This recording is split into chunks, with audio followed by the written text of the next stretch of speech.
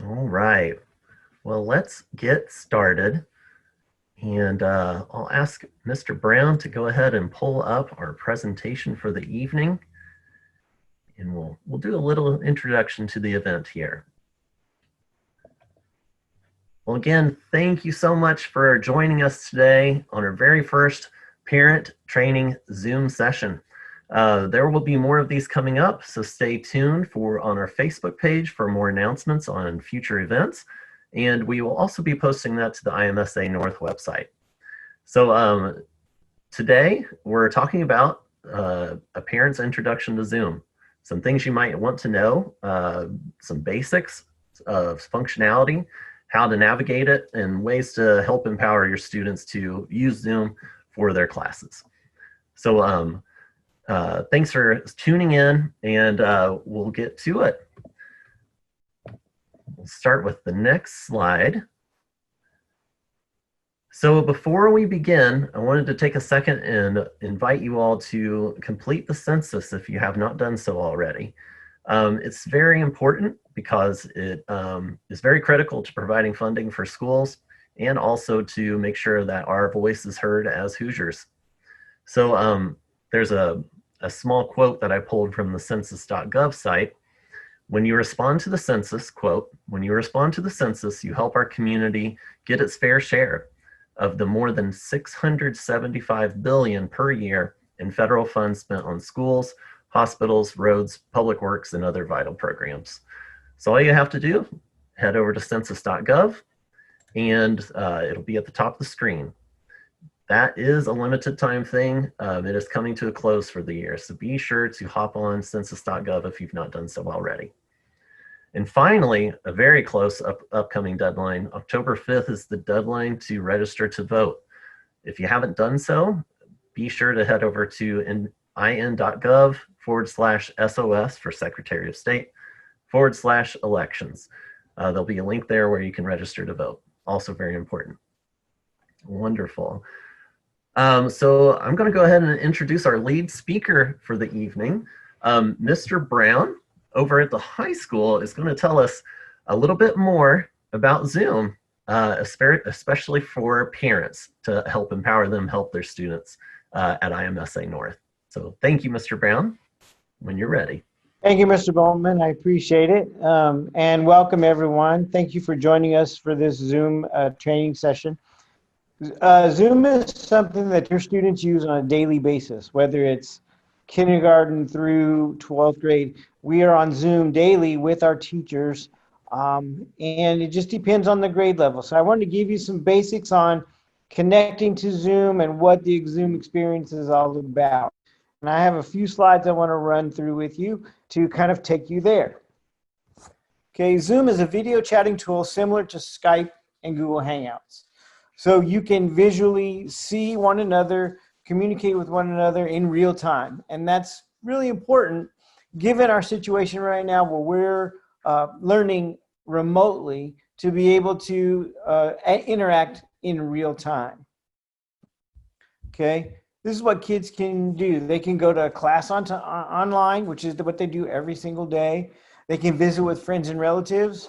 I know that in my house, we have grandkids that live in California, so we use it to interact with our family in California. And that makes it seem like they're just right here with you. That's a good thing. And you can also do things like birthday parties and other events while staying safe while we try and get through this COVID nonsense. Okay. So how does your student join a scheduled Zoom meeting with their teacher? Each teacher in the school has put a code for the class, a Zoom code for the class, somewhere that they can access, whether it's Google Classroom, Google Calendar, or the SIS class news, okay? And the example that I have is my economics class. I posted it to Classroom News, so every student in class can go to that tab on this in the SIS system, click on the link that's there, and join the meeting at the appointed time. And I gave you the example of my APUSH, AP history class. Here's the link as it shows up in my classroom news, all they have to do is click on it and it takes them to a Zoom meeting that I run. Now, the thing that I asked the students when I was preparing this, I asked students, what was one thing that you need your parents to know as far as the functionality of Zoom?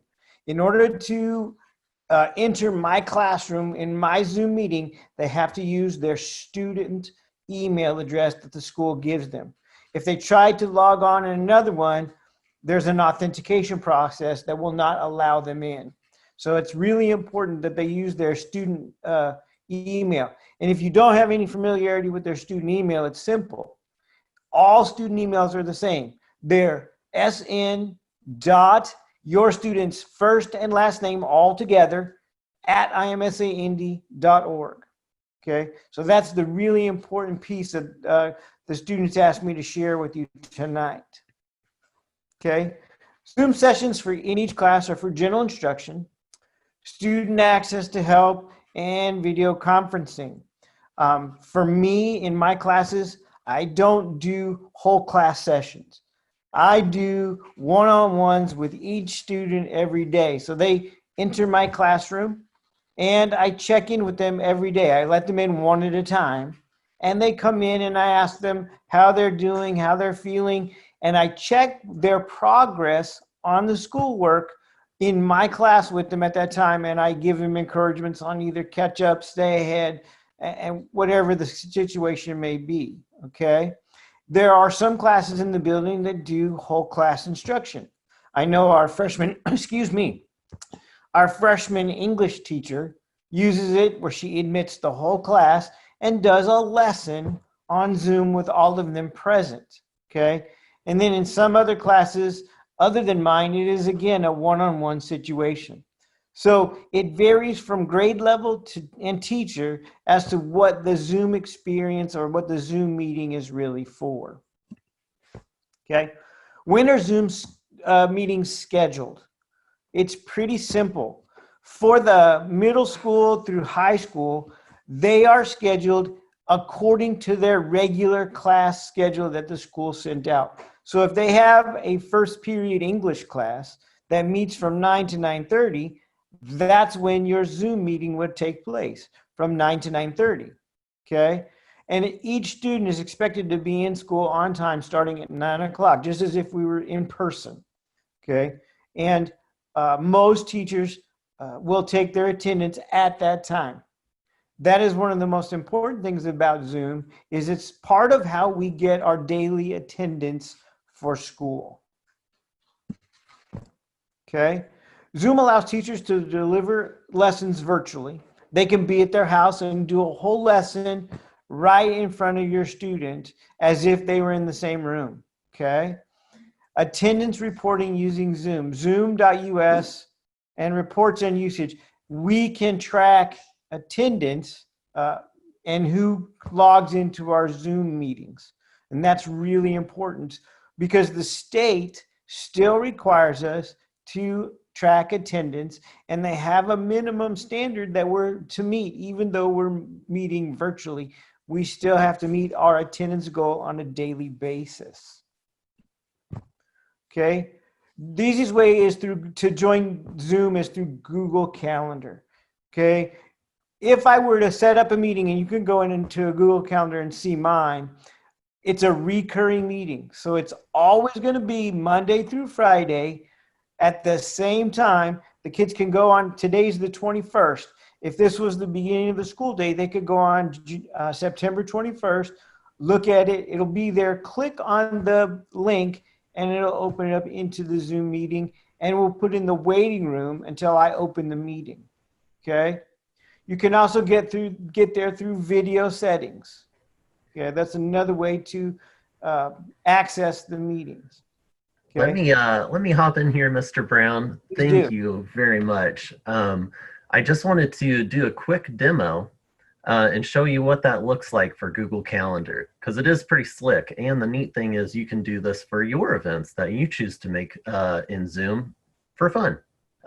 Like you were alluding to earlier, Mr. Brown, if you use Zoom for your own personal use, this is a really handy tool. So let me show you how this works. So I'm going to share my screen, and we'll hop back over to Mr. Brown's presentation here in just a second. Let me make this just a little smaller. And so we're going to head over to Google Calendar. So this is Google Calendar. If you ever wonder how to get there, the easiest way, you just open a new Google Chrome tab, and you see these little, this 3x3 set of squares here, dots. Those are Google Apps. You click on it, and Google Calendar is listed there. Also, if you Google the word calendar, you'll find it. That's the handy thing about all things Google. We use Google all the time, don't we? So joining a Zoom session in Google Calendar is really easy. You'll notice that your students, they probably have less classes on their calendar than me, just since I'm kind of wearing many hats. But you'll see that they have classes during their day, and they'll look more like what's going on here at the bottom. So I'm going to go to a class that I run, which is the 6th grade homeroom, just to show you what it looks like. So students will go to their Google Classroom, they'll click on the event, it'll pop up in this little preview. Now I'm not going to click this link because I'm on Zoom currently, and Zoom won't like that very much. So I'm going to not click it, but this is exactly where your students would click. And you'll notice as they go through their day, for example, you got your 9:45 class, which is the first class of the day currently. If you're watching this in the future, that will probably change here. And then you have your midday classes, etc. But each one of these classes will have Zoom links. You'll see some instructors will add it as a location. Some people will put it in a description, but you'll see these Zoom links on these classes, and that's a great way to join. The nice thing about joining with the Google Calendar, here's another Zoom link, for example, is that it's not just how to join, but it's when to join. So it's kind of a fail-safe. I really enjoy that. So that's a little bit about joining with Google Calendar. So the other thing I wanted to show you while I'm sharing my screen is just a quick support video from Zoom. Now, I'll show you this website here, and it's in the presentation here in just a bit. We'll get back to it. But if you go to support.zoom.us, you don't have to worry about all this. This is stuff you'll search for. You can just search their FAQs right here in this. You can type in "can't hear," for example, which is how I got to this video. You search for it, and it will search the FAQs, and you'll see links to different topics. So like an audio echo in a meeting, and it can help you diagnose things. So that's just an example of how to use their FAQ. I'm going to come back to here. We're actually going to watch this. So let me make sure that I pressed share my audio. Hang tight 1 second for me. And I don't believe I did, so I'm glad I did this. Wonderful. So we're going to watch this quick 1 minute, 40-second video. They do a really good job of talking. When you're joining a Zoom meeting, you'll see a video preview pop up that prompts you to determine whether you'd like to join the meeting with your video enabled or disabled by default. Simply select the option to join into the meeting using the preference you've selected. Joining and configuring your audio and video within a Zoom meeting is quick and easy.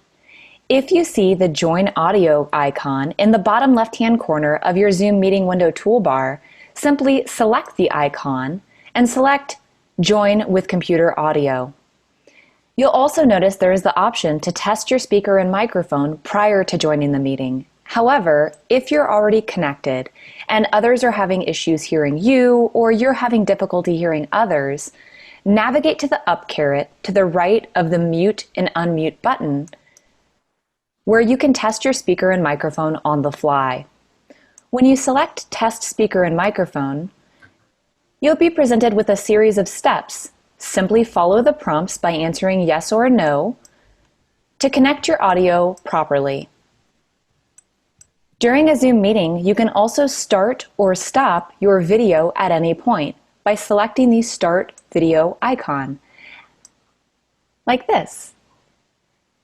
Simply select Stop Video to stop your video feed from being shared with others.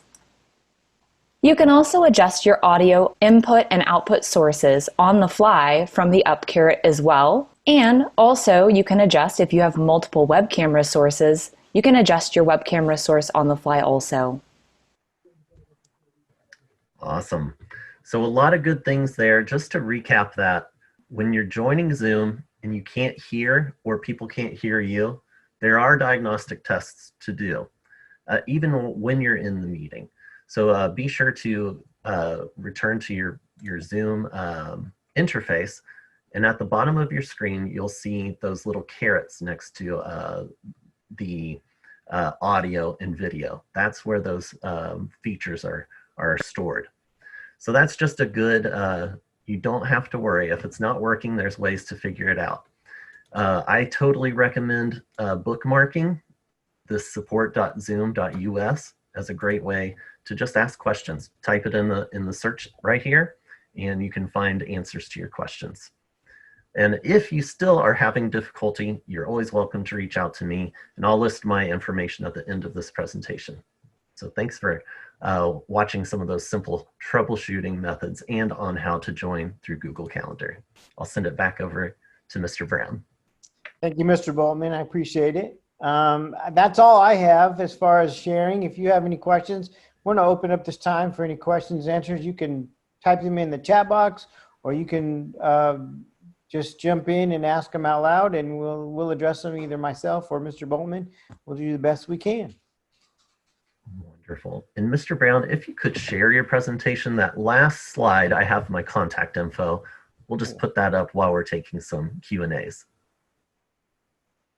It should be that very last one. There we go. Thank you.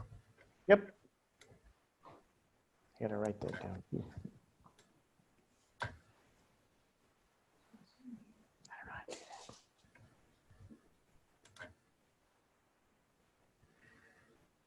So we'll hang around here for a couple more minutes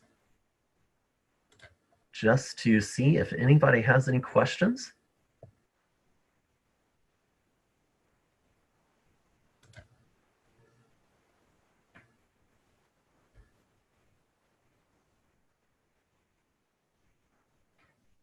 I will also extend this offer. This isn't limited to Zoom. I'm happy to help with whatever I can. If you have questions about student attendance, student grades, I have access to that. If you have questions about other technology, I'm happy to help. And if I don't know the answer, I'll find out and follow up with you.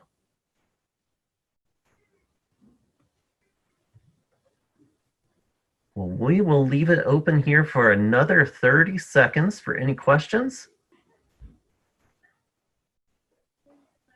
Be sure to type it in the chat, which is at the bottom of your screen, or unmute, which is also at the bottom of your screen if you have any questions.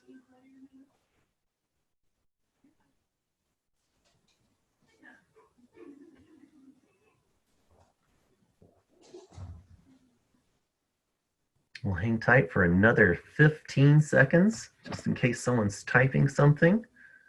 If you are, go ahead and press enter, and you can always finish your question.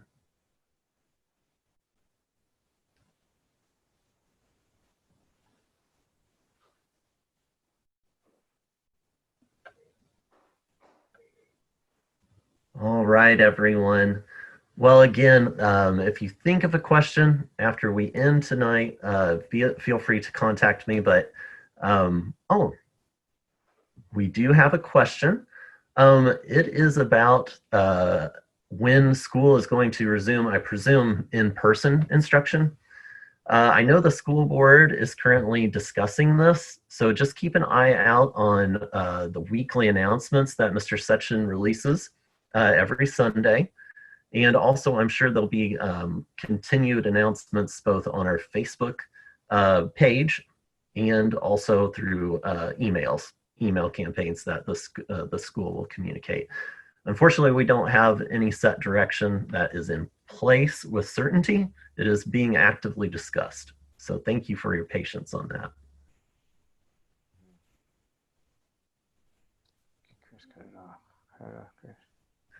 So I think we are going to wrap it up for the night. And thank you all so much for joining us on our first parent-facing Zoom training. And Mr. Brown, do you want to give us some final thoughts? Um, Thank you for coming tonight. Appreciate your time. And I hope that this was of some value to you for sure. And thank you, Mr. Bowman. You're awesome. Awesome. Likewise, Mr. Brown. Thank you all.